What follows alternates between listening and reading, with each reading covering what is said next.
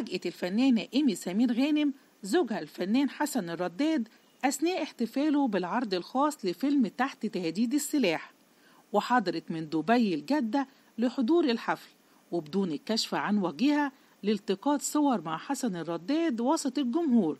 وتفاجئ حسن الرداد بوجودها ونشر فيديو عبر حسابه الشخصي على الانستجرام وعلق عليه وقال: أحلى مفاجأة في الدنيا،